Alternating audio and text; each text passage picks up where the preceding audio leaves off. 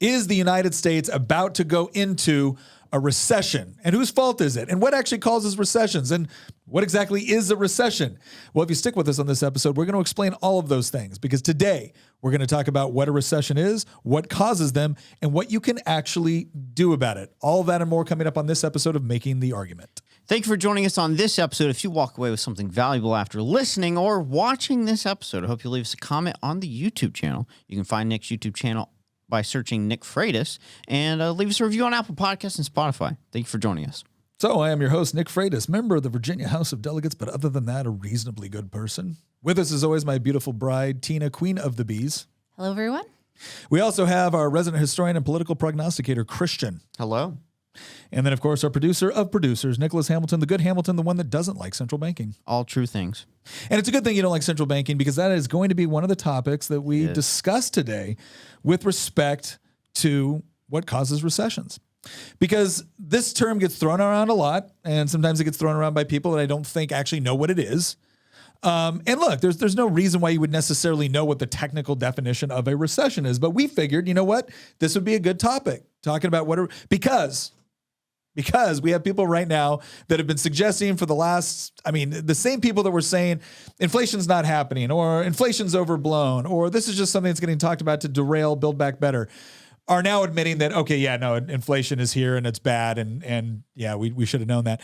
Those are the same people that were saying, well, no, a recession isn't inevitable. Well, now, according to this article out of Fox Business, U.S. may be in recession. Atlanta Fed data shows GDP tracker indicates deeper contraction in quarter two. But this just kind of leads us to that initial question, right? What exactly is a recession? So let's go and read this off.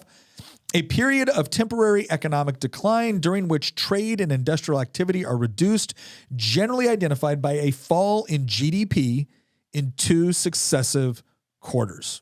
Yep. So when we're talking about what a recession is, as opposed to just, some other form of economic downturn, or as opposed to like a depression, right? When we're talking about a recession, that's what it means. So you've got 2 quarters of essentially negative growth, which is obviously a bad thing. Now, one thing that Christian and I always like to point out on this, because this is important for people to understand, there are ways that the government can kind of inflate its GDP numbers. So GDP is an acronym for gross domestic product. Essentially, it's like all the productive, all the value of all the goods and services and everything like that within a country. One of the ways that the government can kind of boost its GDP numbers is it can print a bunch of money and spend it. And so you actually saw like huge GDP numbers during World War II. It's like, okay, well, that doesn't mean that was a great time necessarily of economic development. Mm-hmm. If you define positive economic development as the economy producing the goods and services that people want that make their lives better, not just the government, throwing massive amounts of money at something. But that provides you a good definition of a recession. So when all the talking heads on the news are talking about recession, that's what they mean, right? A period of temporary economic decline during which trade and industrial activity are reduced, generally identified by a fall in GDP in 2 successive quarters. And what the Fed is essentially saying right now is that based off of analyzing this data, it looks like we may officially be going into a recession. I mean, it's been a long time coming. We've talked about it on this podcast a lot, economic related stuff. And this is my bread and butter. I love these discussions. He loves recession. I love recessions. Yeah, no, it is. Sorry. That was pretty funny, but this is why Christian does analysis and not marketing. I did political marketing for a while, but like it is. I can already see the headlines coming. We actually tweeted something yesterday, coming to a Washington Post headline near you. Why a recession is not here, but if it was, it would be a good thing. It is. Honestly, we've been waiting for this moment for a while. Yep. I mean, I think that most people that have paid any sort of like reasonable, attention or understanding to the economy lately kind of knew that this was coming. I mean, we're in the process of a giant act of monetary tightening right now. Yeah. And I mean, quite frankly, it's funny because I was about to say this is being caused by the Federal Reserve tightening. But in reality, the Federal Reserve wouldn't have to be tightening if it hadn't blown up the bubble in the first place. Yeah. And so, even though it's technically true that the recession that is almost certainly already here. It just hasn't been officially announced. By the way, the Q2 numbers won't be announced until late July, early August. So we'll actually know, about at the end of this month if it's actually official. But based on what we saw with the Atlanta Fed, it was negative 2.1. And by the way, they revised it down. It was like a week or two ago that originally they thought it was going to contract by about 1%, and then they doubled it and they said it was going to shrink by 2%. So what I'm trying to get at is that we kind of knew this was coming. And in large part, this recession is being triggered by the Fed shutting off the money printer, shutting off the flow of free credit and raising interest rates. They're deleveraging basically. And that's led to a giant slump in the market, which has led to a lot of tech firms laying off people, which has led to slower economic growth that finally went negative. But the thing is that like it's not just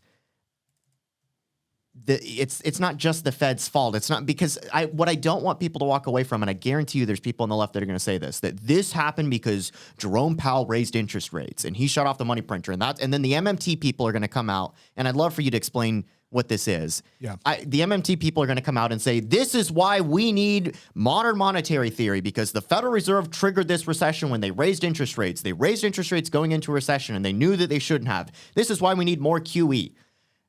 What is QE? Quantitative easing, Okay. the fancy term that the Fed uses to describe money printer go burr. And that is absolutely not the lesson that we need to learn here. Well, and I think, that's a good point, because everyone intuitively understands that, being in a recession is bad. If your economy is shrinking, that's not a good thing. We want the economy to be growing. And a lot of the purveyors of MMT, modern monetary theory, have pushed this idea that, balanced, controlled inflation is the way to do things. But they've also, I would say they've underestimated the problems that inflation has within the economy. And to Christian's point, because there's going to be there is a causation correlation relationship between the Federal Reserve raising interest rates and especially entities on Wall Street basically, losing value. The problem is that if that's the point that you look at the problem, at the point where they raise interest rates and you say, that's what caused the recession, well, then you're going to come up with some pretty bad theories on how to improve it. Like, we'll just lower interest rates or just spend more. The Federal Reserve needs to actually put more money into the economy in order to get us out of this bust. And this is where we talked about, I think it was a couple episodes ago, the Austrian theory of the business cycle. It's about properly understanding that the Fed is not just responding. The Fed's not arbitrarily raising interest rates now because it felt like it, right? It's had to raise them because prior to raising them, it had them artificially low at the same time that it was pumping money into the economy. So it created a bubble, and now it's trying to respond to the bubble, which is going to create more of a bust, and then it's going to respond to the bust by, guess what? Printing more money. Printing more money and creating another bubble. This is the cycle that we've talked about. We've done Y minutes on this. We've even talked about this at least briefly in previous podcasts. There's a lot of different theories about like when this all began. I mean, you could go back to 1913 if you really wanted to go far enough back. But the two most common ones are 1971, when Nixon took us off the gold standard. Because, I mean, the Chicago school says that you could have a central bank, but as long as you have a gold standard, you can't get the boom bust cycle because the Federal Reserve can't, you can't get it as bad because the Fed could still change metal with interest rates, but you can't get the unlimited quantitative easing if you have sound currency, which we don't have, and we haven't for 51 years now. Yeah. And so like that is one of the turning points. The other one was, and I've brought this up over and over again, it was the giant crash in October 1987. And Alan Greenspan, who was the chairman of the Federal Reserve, who proclaimed to be a free market believer, set us on this course. We now call it, at the time it was called the Greenspan put, and then he left office, and then it became, the event over time. Standard product. Yeah, it became the Bernanke put, and then the Yellen put. And so like now we just call it the Fed put. I mean, he created this process. When the market crashed in 1987, it was in one day. And the reason I'm saying this story is because many people who might be listening to our podcast simply weren't alive at the time. Yeah. But when the market crashed in 1987, it was a 25% drop in the New York Stock Exchange in one day. And there was a legitimate fear that we would not, talk about a recession. There was a fear that it would be a depression, a return to 1929, a return to the 1930s. And Alan Greenspan's response was lower interest rates and pump money into the markets. And what that did was that fueled eventually the tech bubble of the 1990s. And when that popped, the response again was lower interest rates and pump money into the economy. And that time, that money found its way into the housing market. And that created the housing market crisis that eventually popped another 10 years later. These go in 10-year cycles, roughly. And the problem is that we've put this off for so long. We've been playing this game where we're not allowed to have market corrections because those are bad things, and politicians don't want them to happen under their watch. That we have now created, we went from a tech bubble to a housing bubble to an everything bubble.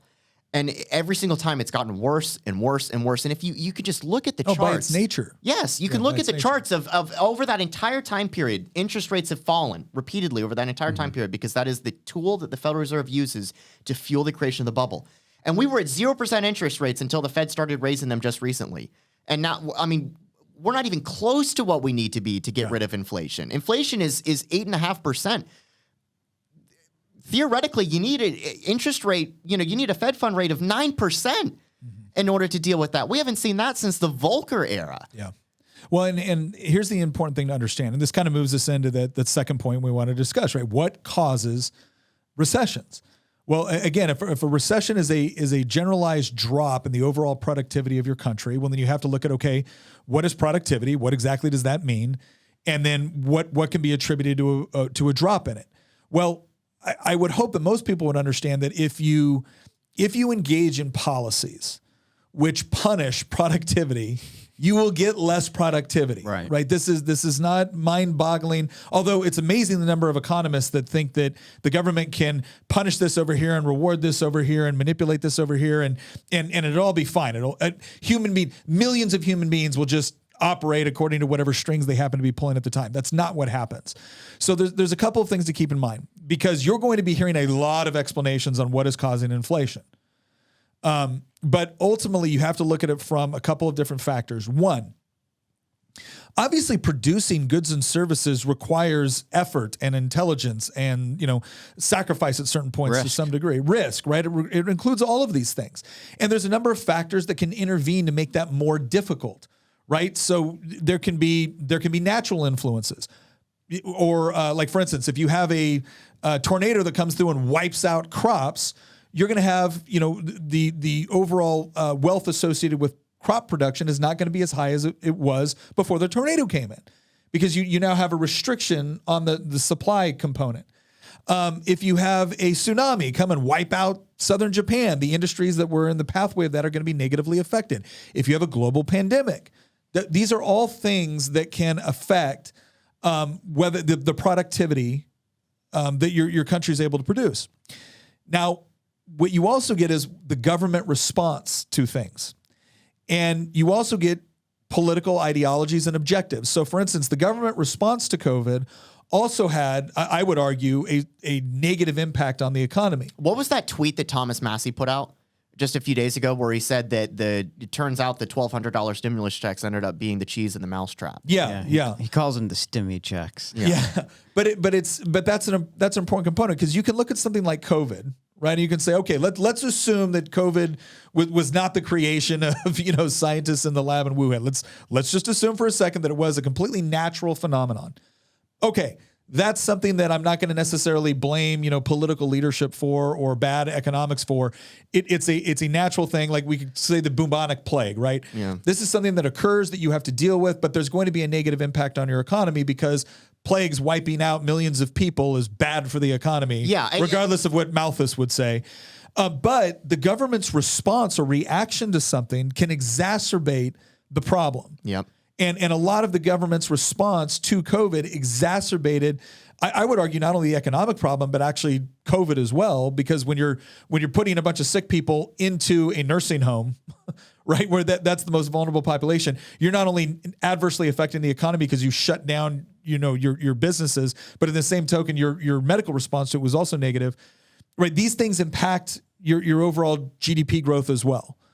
So I've got a couple of something that I've seen a lot of people ask about is, what's going to be causing this? And I've seen some horrible arguments on the internet of what's causing this. I've also seen some plausibly decent arguments. That one common argument that I've seen people say is that if we're in a recession, it's being driven in large part by supply chain problems, especially because China keeps shutting down their factories, and we know that the global supply chain in terms of shipping and railroads and stuff. I mean, that's a complete mess right now.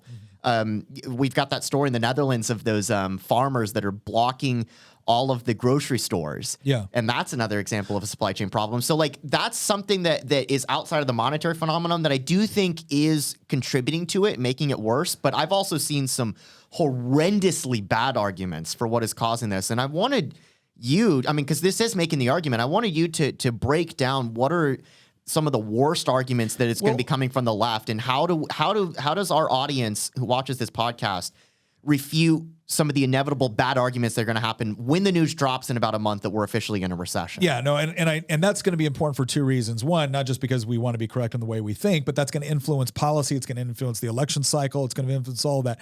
So the first thing to understand about what causes recessions is like the simplest answer is anything that has a negative impact on productivity. And again, some of those things can be natural phenomenon. Some of those things can be a result of malinvestment. So a company can, think that they're going to go in a particular direction, invest in a certain way. The company fails. That has a negative impact on production, right? So there are phenomenons that take place that you can't necessarily direct toward like the government or bad politicians. But what's interesting is that in almost every case where we see large scale, like something that actually causes a recession, it's inevitably linked to government policy. Whether it's war, whether it's inflation, whether it's regulations and taxes, whether it's the government trying to manipulate the economy in a particular direction that people don't want it to go. Because the most important thing before we get into this next side here, which is talking about what is causing this recession, is to understand that the economy is not a machine, right? The economy is not an engine that needs to be fixed by some sort of expert. The economy is us engaging in transactions. That's what the economy is. You go to the store and you buy something, that's an economic exchange. You go to work, you do something for your employer, that's an economic exchange. And typically what we find is the most powerful and resilient economies are the ones that allow for the most free exchange, which is to say that, again, provided that we're engaging in voluntary exchange, those are usually the most robust and they're most resilient. They're the ones that can respond the quickest to when something bad happens. That begs the question, all right, so which ones are not the most resilient? It's usually the centrally planned ones. Mm-hmm. And this seems counterintuitive to people because they would think that, well, if something as complex as the economy, of course you want a wise group of like very skilled, highly educated experts that are able to intervene when necessary and make little, it doesn't work that way. And the reason why, it isn't. And Thomas Sowell talks about this. The reason why is because the smartest people in the world going through all the data and having access to it still don't have a fraction of what he describes as the consequential information necessary to those economic transactions. Yeah. Because again, I might be able to look at data from Excel spreadsheet standpoints and be like, oh, this went up and this went down and oh, the price of wheat is this and oh, maybe. Ultimately, how you choose to spend your money on a daily basis is based off of what you prioritize. Right. And it's incredibly difficult for any sort of central planner, no matter how good the data is that they have, to be able to make those arrangements. But the good news is that when people are free to act, they can respond to it very quickly. Mm-hmm. So the reason why we're in this recession, right, is because of Vladimir Putin. Right? That's what I keep hearing. That's it. It's because old Vlad invaded Ukraine, and that explains. I mean, let's just think about this on a certain level, because there's a certain degree of just what I find to be. I'm trying to be nice here. I don't intellectual dishonesty. If you don't want to say it, I'll say it. Intellectual dishonesty. Stupidity. All right. The idea that the entire global economy could experience this kind of recession, inflation, price increases, supply chain issues because Russia invaded Ukraine. I mean, on some level, you've got to recognize that that's just absurd. Well, obviously it has a bit of an effect, but definitely not the one that they're trying to sell. But I mean, I was saying earlier that to sell a lie, there's got to be little morsels of truth in there. And obviously it affects certain things. And that just provides a better lie to sell the public. Well, and I think as we look at, so if we look at the real reasons, and I think Hamilton's going to ask us some questions on the other reasons. To give you an idea of just how absurd the argument is that Vladimir Putin is the one who's caused the market to crash, inflation to go through the roof, the recession to come. The printing press to go. So as tragic as the war in Ukraine is, and we all know, I mean, Russia invaded blatantly a country that it had no business invading. I mean, Russia is absolutely in the fault here. As tragic as that is, I have a feeling that it was not the most devastating war in European history. No. So to give you an idea of how ridiculous this argument is, the NASDAQ, or should I say, sorry, the Dow Jones Industrial Index fell 20% from its all-time high, or from its peak on January 2nd, 1913. It fell 20%. That was its previous peak. By July 30th, 1914, it was down 20%. Take a guess what was going on in July 1914. Some World War I stuff going on. So there was something to the tune of 20 million people marching around Europe, killing each other. And it was like 8 of the great powers in Europe had declared war on each other in the span of a week. And the entire global market was in free fall. And yet the Dow Jones Industrial Index fell 20%. That's about what the NASDAQ has fallen by. So the argument that I hear from people on the left, that Russia invading Ukraine is what's caused the market to collapse, it's what's causing the recession. The market has fallen by about the same amount that it fell by at the beginning of World War I. Yeah. A war that killed something like 40 to 50 million people and destroyed Europe for a generation. The market has fallen by the exact same amount. You cannot argue to me that Russia's invasion of Ukraine is on the same scale as the Germans entering Belgium and France. Yeah. Well, and it's the same thing when you look at inflationary numbers between now and World War II. I mean, it's higher now. So again, I'm not saying that the war in Ukraine doesn't have an impact on global supply chains. Yeah. Absolutely does, especially in 2 areas that we'll talk about. But this idea that this just magically explains everything, well, it does for political purposes, but it doesn't actually help us understand what is going on and why. And I think, the first thing that we have to do is establish, why is it happening now? And there's a number of reasons. Inflation is definitely one of the reasons why we're going into a recession. And it's fascinating because for a long time, people thought that was counterintuitive, that there was negative components to inflation. But then what we found in the 1970s was we went into something called stagflation, which was even when you were pumping money into the economy by just printing it, you eventually reached a point where you were no longer helping productivity. And so inflationary monetary policy is definitely one of the contributing causes to the recession that we're experiencing. I also think you could point in some respects to the government response to COVID. Okay. Now, again, we're largely past a large part of what was going on with COVID and the worst restrictions and whatnot. However, some of our trading partners are still routinely going through and shutting down entire cities. We see this in China. We see this in other places. Also, you have to remember that when the government was shutting down the economy in the United States, it was a huge disruption to a lot of industries which were heavily reliant on capital with smaller margins, to where they actually had to shut down productivity. And then it takes a while to actually get that moving again. And that has a negative impact on supply chains. You also saw a push within the Biden administration, you saw a push for more taxes and regulations. Now, I want to be clear here, because there's going to be a lot of people on the left going, well, they haven't managed to pass. They didn't get Build Back Better, and they didn't pass all of these, higher taxes that they were advocating for. They don't have all these new regulations. So what are you talking about? How could that adversely affect the economy?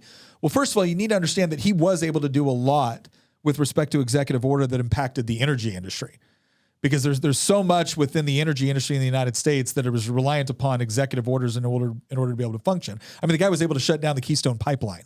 That's significant. Mm-hmm. The other thing that you have to take into consideration when you're talking about something like fuel costs, which have an impact on pretty much every good and service within the country, because most of what you get had to be shipped from somewhere. When an administration comes in and tells an entire industry, we're going to crack down on your industry. We don't want there to be any more drilling for oil on federal lands. We're going to shut down the Keystone Pipeline. We're going to, raise taxes on you. We're going to raise regulations on you. Even if you haven't been able to accomplish it through the legislature, if you're in that industry and expanding what you produce requires a massive amount of capital investment, are you going to engage in that kind of capital investment when you know you have an administration that is openly hostile to your industry? The answer is no. And this is one of the things that I think people need to understand is that what entrepreneurs do within the economy is they're analyzing risk. They're analyzing risk and as a part of their costs in order to actually make their business profitable. And if you have a hostile administration saying we are going to, clamp down on you, you're not taking any risk. You don't take more risk within that. You shore up what you currently have and you try to weather the storm. So, again, for anybody that would say, well, he hasn't gotten all the tax increases that he wanted, he hasn't gotten all the regulations he wanted, I acknowledge he has not gotten a lot of what he has wanted. It doesn't matter, though. He has set a tone, and businesses will respond to the tone, not just the legislation that's actually been signed into law. The argument is that things would be worse if Biden had got everything that he wanted. Oh, yeah. We're lucky he didn't get everything that he wanted because it's bad as it is. Yeah. And it's not getting any better because, he is advocating for all sorts of things that would make the economy much worse. But getting into the risk component, I think that's an important thing to mention because a huge chunk of the layoffs that are happening right now are coming out of like Silicon Valley. They're coming out of like big tech firms. I was reading an article the other day about just the sheer number of companies that were laying off people. And it's like Peloton has laid off a whole bunch of people. Yeah. Netflix has laid off people twice. Even some bigger firms like Microsoft and Facebook and stuff like that, they've halted hiring or they've slowed down hiring. Tesla has announced that, Elon Musk said that he's going to lay off, and they already have. I think they let off like 300 people in one of their offices in the Bay Area. And part of the reason that this is particularly hitting the tech industry a whole lot is because tech relied for the better part of 12, 14 years on 0% interest rates and cheap money. To fuel the creation of all of these different companies that were, emerging mostly out of the Bay Area. And a lot of these companies were basically being subsidized indirectly by the Federal Reserve, giving them free money, indirectly giving them free money through the form of low interest rates or through quantitative easing. And when that got shut off, and it hasn't fully been shut off, but as the Fed is tapering that off, that spigot is drying up. And a lot of these companies, now there are some exceptions, Microsoft and Facebook, they do generate tons of money. Tesla does generate money. But a lot of these other companies, they're not yet profitable. Their expenses far exceed their revenues. And suddenly when interest rates are rising and you have, $5 billion in debt and you were previously paying pennies on the dollar for that debt and now you're paying hundreds of thousands or millions, tens of millions a year in interest payments, you're going to be a lot more restrictive on where you're going to be spending money. Well, I think that's an interesting point too, because people will look at that sometimes and they'll say, see, this is the problem with free markets is all these greedy capitalists invested in all this, or they took on all this debt that they shouldn't have been taking on and they're not solvent. And now they're going to be looking for bailouts. And I want to look at them and be like, everything you just said is accurate to the point that they probably took out debt that they shouldn't have taken out. But let me ask you a question. Why'd they do that? Because the government was incentivizing them to take out debt. And why did they take out debt that they might have caused them to go and ask for a bailout? Because the government's repeatedly demonstrated to large sectors of the economy that they'll bail them out. Yeah. Like in each one of the, it's not that the critique of a business acting in an irresponsible manner is not valid. It's that they wouldn't have been able to act in this manner if the government wasn't already incentivizing the bad behavior on both ends of the transaction. Yeah. And it's because, again, you have politicians that have a political interest in the economy, quote, doing well while they're in office. Now, if it is doing well because of high degrees of productivity, excellent. If it's doing well because of high degrees of, money printing and low interest rates, they can still get reelected on that. Mm-hmm. And what's so important about this is people understanding the difference of it. So they know that, okay, first of all, when they are boosting economic numbers temporarily to try to get, because it's an election cycle, you should be furious about that. And you should properly understand what exactly is happening. It's like basically they're going to screw over the economy in the long run in order to get short-term political benefits from it. And that's problematic. Now, the one other thing that we need to be able to address here, because again, I want to be intellectually honest and consistent in everything we do. International instability, it is also a contributing factor to what we see with respect to recession right now. Now, it's a much bigger impact on Europe than it is the United States. And specifically, we're talking about Putin invading Ukraine. Now, part of the reason why it's a much bigger impact on Europe is because they're far more dependent on Russian oil.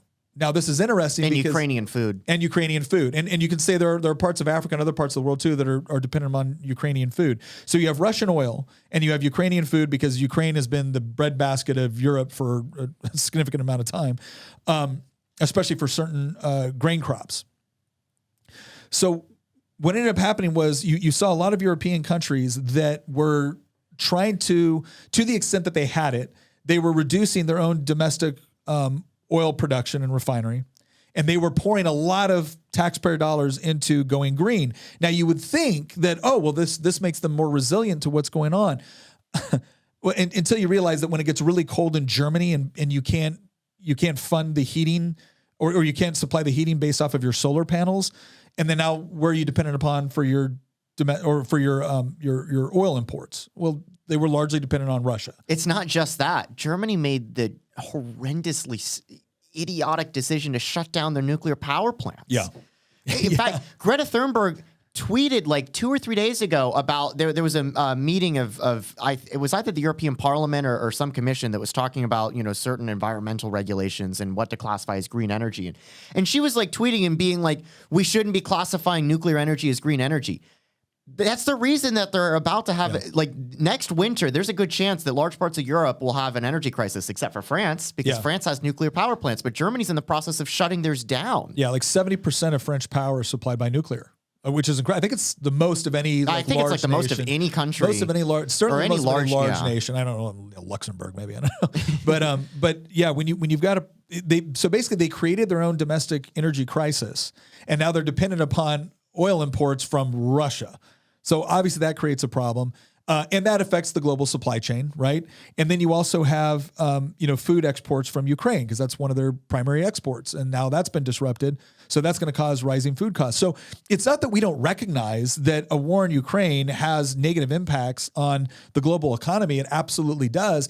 But to say that that's the most significant factor on why the United States is experiencing a recession is absurd because, one, we don't get a significant amount of our oil from Russia. We don't get a significant amount. I don't know. We get it's something like 6% or well, it was like, yeah. And we're not relying on Ukraine for food prices. Now, the counter argument to that is, well, yeah, but these are globally traded commodities. And so an increase in the price in one affects, and again, that's true, but it's not going to have anywhere near the significant impact on the United States that it would on those countries which are significantly dependent upon those imports. Yeah.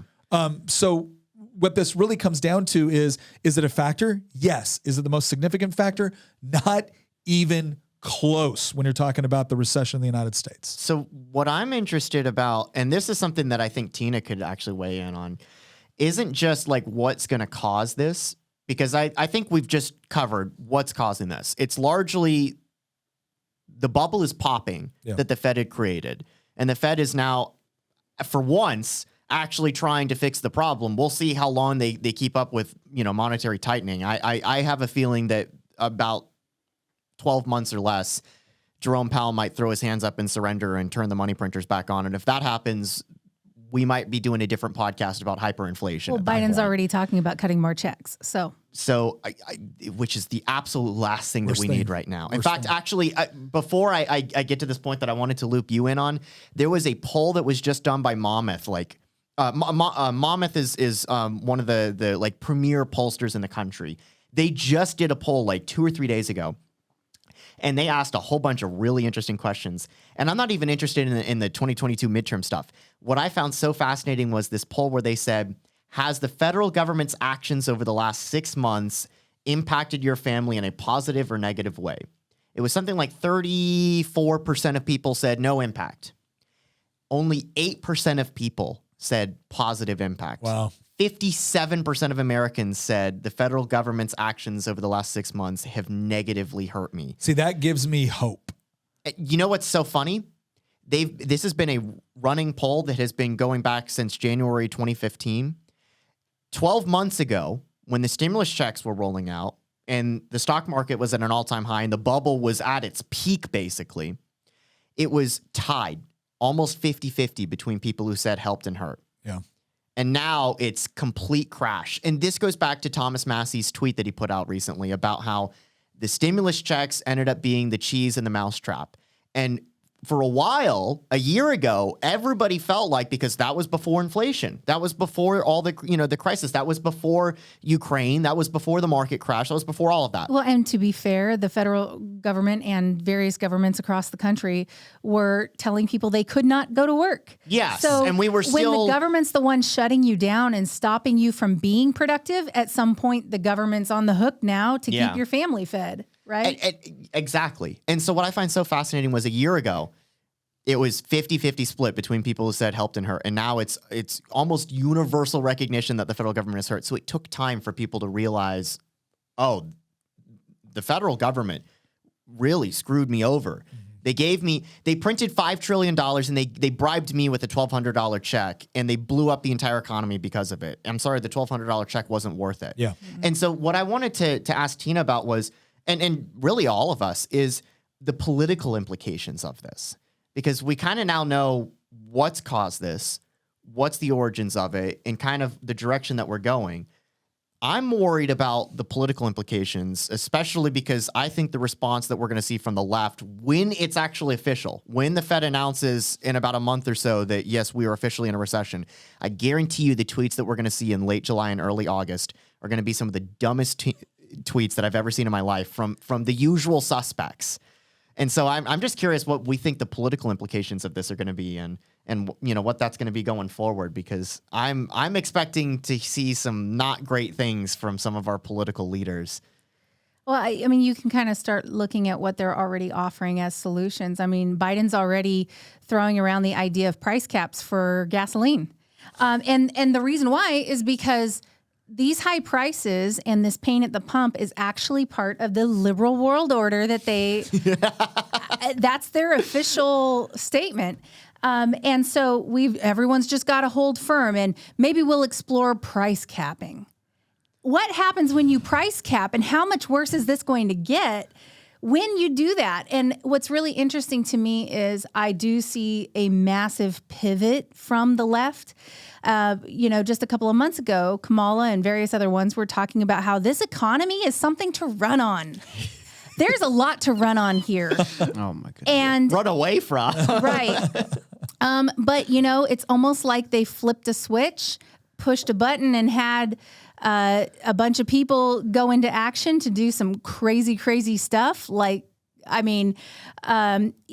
instance, you have now all the environmentalists are going nuts. You have all of the shipping companies on the West Coast that are responsible for massive amounts of what comes and goes into the United States, and they're about to go on strike right now because their contract ran out, and we're already having shipping issues. Yeah. And now they're going to renegotiate all their contracts, and this could really hurt. But they also see it as an opportunity because it could really hurt. This means they'll get what they want. Never let a crisis go to waste. Right. Yeah. Well, and you can see that with the left. And so now they have pivoted everything to Roe v. Wade. They have pivoted everything to gun control. They've pivoted, price capping, greedy corporations. I mean, anything and everything they can throw at the wall to see what sticks. But at the end of the day, I don't know about you, but my grocery bill is massive right now.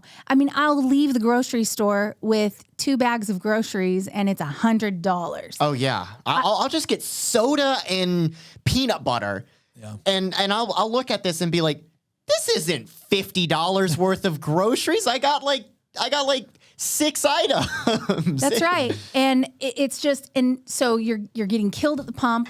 All of your shipping costs are insane. We're having issues with things being on the store shelves, can't get a hold of certain items. This is why I was talking about the supply chain problems, because like that is one of the things that's causing the recession. That's just not, I guarantee you that's something that the left that's probably one of the things the left is going to blame in addition to Putin. Well, do you remember when they were blaming Governor Abbott for holding up trucks at the border?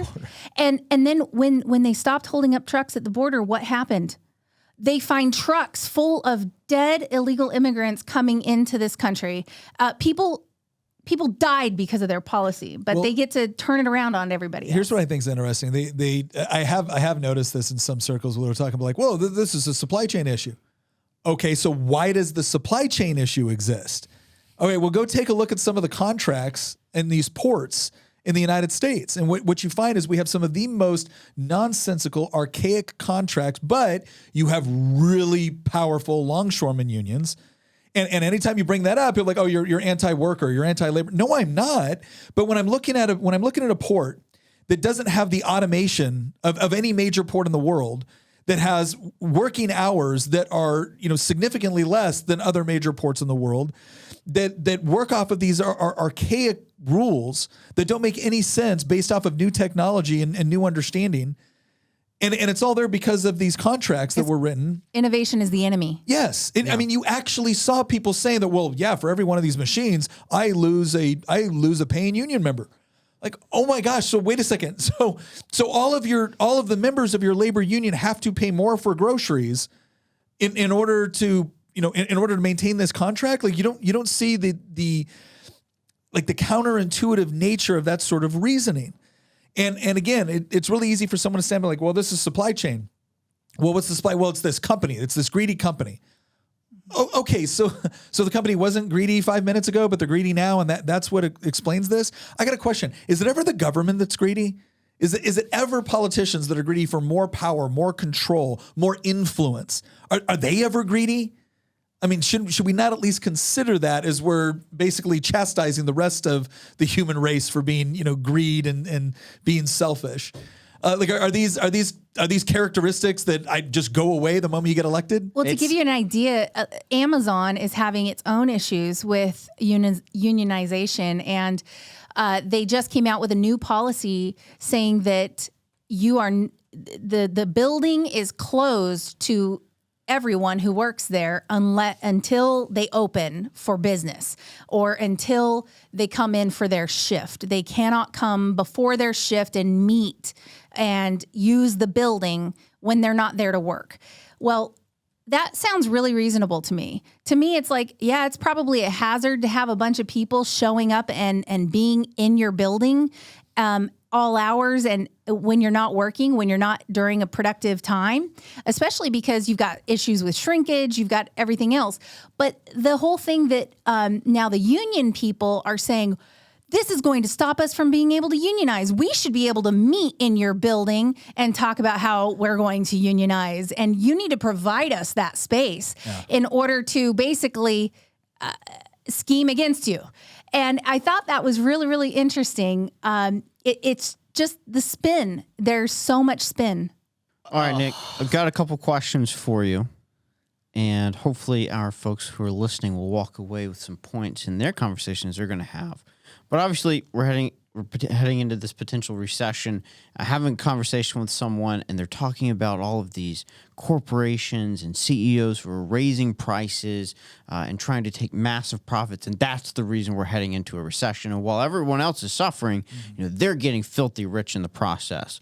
If someone made that comment, how would you respond? So here's the problem with looking at, a particular corporation and saying they're making record profits. Well, first of all, you don't know why they're, quote, making record profits, and record compared to what? Right. That's an important question. Now, most people look at that like, well, that's nuanced. Why do I care if it's record to this? Because if it's record compared to the last 2 years when you shut down the entire economy, it's not a record of any significance. In fact, using that same logic, I could point to a laborer that's now making more money and say, oh my gosh, they're making record profit. They're making record wages. But if inflation has pretty much wiped out the value of that increased wage, right, well, then they're not really making record wages in any sort of substantive way, right? And the way to look at with a lot of these corporations too, some of them might be making record profits compared to when they were shut down during COVID. And that's usually what they're comparing it to. You'll find that they're not being very intellectually honest, especially when they're talking about oil and things like that. The other thing to keep in mind, record profits also depends on what you're counting and what time period you're counting it in. So if I make record profits this month because I bought something, we talked about this before with oil. Let's say I bought oil at $90 a barrel. And typically I sell oil for a certain amount at 90 when I purchase it for $90 a barrel. But if I know the price of oil is going to go up significantly next month, well, now I have to sell it not for what I would buy at $90 a barrel. I have to sell it for what I think I'm going to be able to purchase it for in the future. Well, if all you're counting is what I sold this oil for at $90 a barrel, you could say, oh my gosh, they make record profits until they go to resupply. Yeah, and your scenario isn't even taking into account profit for the company. No, this is all just this is increased costs. So when you raise inflation or when you have other supply chain issues, this creates increased costs. Sure. So if I have to sell something at a particular amount now, in anticipation of buying it at a higher resupply rate, if I just count the sales right now, it looks like I'm just doing gangbusters. Right.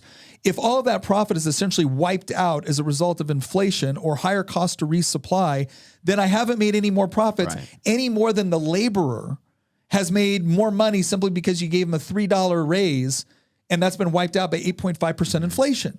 So again, if we're going to look at this in an intellectually honest way, we have to take those factors into consideration. Otherwise, we're just pushing a narrative. All right. And it also begs the question, because you get this from Robert Reich and all these other people, right? It begs this question where if companies can simply get away with being greedy today, why couldn't they get away with being greedy 5 minutes ago when you didn't have inflation, when you didn't have government restrictions on, greater supply, oil exploration, domestic production? So, Nick, I think we've talked about a lot in this episode, and I think if I was in a conversation with somebody, we were talking about prices, rising prices, inflation, recession. The one goal that I have in that conversation, even if they're a conservative, Republican, or middle of the road, is to help them understand that the government is in fact at fault for what we're going through right now. What's something simple that I can give to them or say to them to help them understand that? Maybe they're not economically focused, but I want them to know that it's the politician, it is the government who is at fault for what we're going through now. I think the important thing to explain to them in that moment is look back in history and show me whenever there's been a huge recession or depression that didn't involve direct government action in order to cause it. Because even going back to like 1929, which is probably, and again, historians have done a great job of putting it all on the private sector. But what people need to understand is that you had a major economic downturn in 1929, stock market crash. You had businesses that had engaged in malinvestment, but a large part of it, even back then, was a direct result of monetary policy by the federal government. But what most people don't know is even in 1929, initially, the stock market had largely recovered. Unemployment was down like under 7% within a year. And then all of a sudden, the government intervened with the Smoot-Hawley tariff, and then FDR intervened on a massive level with the New Deal, and we had unemployment shoot up into the 20s and stay in double digits all through the 1930s. So it's about understanding that whenever politicians are telling you that, oh no, this isn't our fault, this is somebody else's fault. Like, well, wait a second. Every other time we've had a major economic downturn, we can point to government intervention that's helped caused it. And then it goes to that fundamental question too. Like when we're saying that a recession is essentially a major drop in productivity over 2 quarters, well, let's ask the basic question. What contributes to a drop in productivity? Do companies want to be less productive? Absolutely no. not. They want to be more productive so they can make more profit. So what causes companies, or what sort of incentive structure would cause a company to be less productive? Well, if there's more regulations that make it more difficult for them to do what they need to do, if there's more taxes. And yes, you can acknowledge things like, Ukraine as being a contributing factor, but that compared to the federal government printing $5 trillion and devaluing the currency, these all have negative impacts on productivity. Well, what is one thing that had the government not done, we would be better off today? Printed $5 trillion. Okay. And here's the part that people need to understand. You can blame Republicans and Democrats for this. Right? You can, because both parties have been guilty when it comes to trying to use the Federal Reserve and the printing press to get themselves out of political trouble. Because what they end up doing is they print a bunch of money, they lower interest rates artificially. Mm-hmm. The end result is the economy gets a little bump and they get reelected, and then they deal with the problem. That's a different Congress's problem. So the monetary inflation is a huge component. The second component is this. when you enter in with a political administration that has essentially told large sections of the economy, the people that are producing the goods and services, that they're going to raise your taxes, they're going to increase your regulations, they're going to push for more government control and central planning. You've told every one of those producers that if they continue to invest, and a lot of times the risks they're trying to associate with, the things that they're trying to predict for the future, if they're not just trying to predict what your demand is as a consumer, but now they're trying to predict what some politician in a committee might pass at their detriment, their ability to assume risk and to invest, especially in large capital projects in order to increase productivity, they're not going to do that. Why would they? Why would they hire more people when they're essentially being told that their industry is going to have to account for costs now associated with regulations and taxes that it didn't have to before? Yeah. I think what's so interesting is we tend to think of America as a free market, but it's really not. There are so many different ways that the federal government is involved in incentivizing certain types of investments in the economy by private companies. And to think that that centrally planned, government or incentivization, yes, of different things within the economy, they can do so accurately. It's just crazy. So, Nick, what do you think the left is going to come to the table with in terms of arguments once we're officially in a recession? What should the right's response be? Well, I think the left has already told us what they're going to do. They're going to advocate for more government control. And it's interesting because that argument is going to work with a lot of people, because if you're someone that lost your job and you're very concerned and you're just worried about paying the next bill, there's a tendency to go with whichever person is offering you basically kind of a superficially plausible answer and a response. And if their answer is, this guy ripped you off and we're going to help you because we're going to take from this guy and we're going to give it to you. Well, again, if you're in a position where you're scared, that sounds comforting. Yeah. The end result is what they're going to do is they're going to rob you of future opportunities that you actually need to be financially independent, to provide for yourself, your family, et cetera. So essentially, a lot of these problems were created by government intervention in the economy through artificially low interest rates, through inflation, through restrictions on supply, through taxation, and basically disincentivization of productivity. That has a lot of ramifications for people in a way that hits them very personally, with respect to the grocery store, with respect to getting their car fixed, with respect to, being able to get a good paying job, all of those things. And when they create that when those policies create that insecurity, the same people will then loop back around and say, you know what? If the government was running more of these things, if the government was preventing this sort of greed within these companies and corporations, then this wouldn't be happening to you. But the only way we can do that is if you vote for us, and then we'll make sure we take care of you.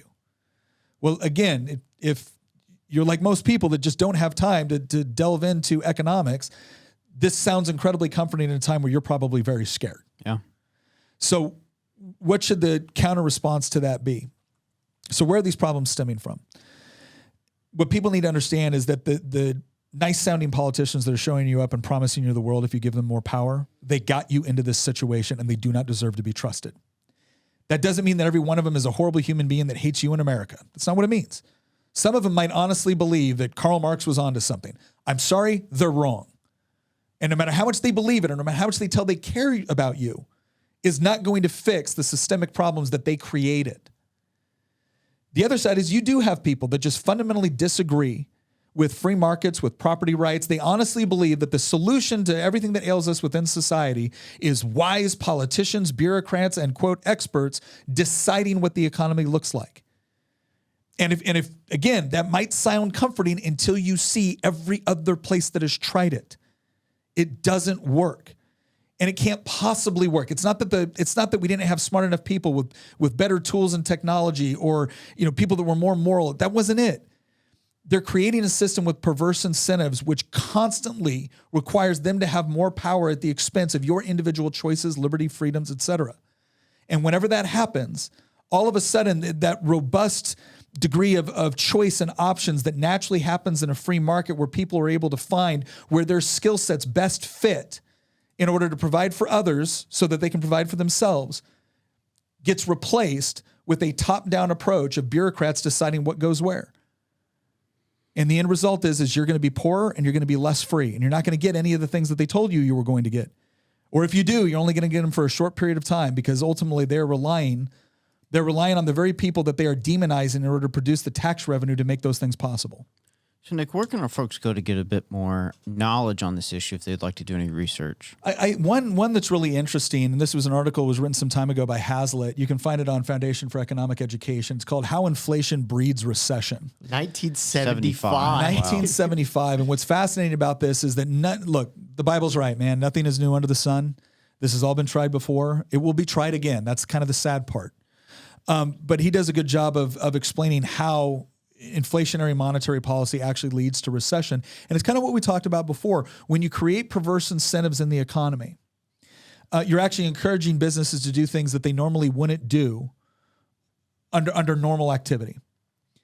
And you're incentivizing, you saw the same thing when we incentivized home buyers to buy homes that they couldn't possibly afford under all these different mortgage schemes and everything else. So they create this instability and then they offer themselves as the solution. And Hazlitt does a good job of talking about this. Thomas Sowell's Economic Facts and Fallacies is another excellent one to read because he does a very good job of breaking down some of the most popular narratives with respect to what causes economic downturns and how they should be responded to versus how politicians often want to respond to them. But one of the number one things I would just ask people to consider, regardless of your political party, regardless of how you feel about your individual representative, I think it's important to understand that all of us operate off of incentives. And when the incentive structure that we have to operate within encourages us to produce goods and services that other people want, basically when our ability to provide wealth for ourselves is inextricably tied to our ability to provide wealth for others, that is a positive incentive structure. Now, it doesn't mean that people aren't going to try to manipulate it or do bad things. That's a humanity issue. That's not necessarily an economic systems issue. But when you try to replace that sort of positive incentive structure within a free market system, when you try to replace it with politicians pulling the strings, you need to understand that you're going to create perverse incentives and that inevitably you're giving away your power to a politician that has somehow convinced you that they're somehow more noble, more smart, or more intelligent than you are with respect to what you need for your own life. And honestly, that just doesn't make sense in the long term. So I would just encourage people, look at Economics, Facts, and Fallacies by Thomas Sowell. Economics in One Lesson by Hazlitt is another excellent book. These will give you a really, really good base foundation to understand what is currently going on and what our response should be to it. Because here's the good news. On a macro level, on that high-end level, what we need is more politicians that understand that they don't possess the intelligence to manage the economy. But what they can do, it is help foster an environment of individual liberty, of free market economics, of private property rights. And when they do intervene, they should be intervened because someone has decided to steal from you, defraud from you. Right? That's when you could argue a good proper role for the government to come in and say, no, look, you lied about what you were doing, or you polluted and you destroyed someone else's property. That's a good intervention because when somebody else is being hurt. But ultimately, the more freedom that you have to be able to act within the economy based off of your talents and skills and also the specific and unique needs of your family and yourself, the better the entire economy operates as a result. Okay. Well, we went through a lot of stuff today. This was It was a long episode. We got a little wonky, but here's what I hope you're taking away from this. Understanding what a recession is, what causes a recession, and what we can do about it and what politicians should be doing about it, as opposed to a lot of the negative things that they're going to tell you they should be doing about it. And again, just remember, you should have a healthy degree of skepticism for any politician that uses this as an excuse to try to say that they should have more power over your economic life. Right? That should be the first thing that just shoots up, red flags in your mind when they start advocating for that. Once again, thank you for joining us on this episode. Please go to Spotify, to Apple Podcasts, YouTube, wherever you're watching this. Leave us a comment. Let us know how we did. I want to say too, it's always great. It's something that we really appreciate when we have people come on and say, hey, this is something that we've used for our homeschool curriculum, or this is something that I've used where I had a discussion and I used the argument. Please share those stories with us. They're very encouraging. We really appreciate it. Thank you for joining us, and we'll see you next episode.